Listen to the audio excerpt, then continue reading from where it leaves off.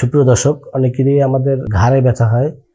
ঘাড়ে ব্যথার অনেকগুলো কারণ আছে। আমরা এর আগের ভিডিওগুলোতে ঘাড়ে ব্যথার কারণ এবং আলাদা আলাদা চিকিৎসা বর্ণনা করেছি। আজকে দেখাবো শুধু ঘাড়ে ব্যথা যাদের আছে, ঘাড়ে ব্যথার সহজ 2টি ব্যায়াম, যে ব্যায়াম 2টা করলে আপনি সহজেই ঘাড়ে ব্যথা থেকে মুক্তি পেতে পারেন। ধন্যবাদ সবাইকে।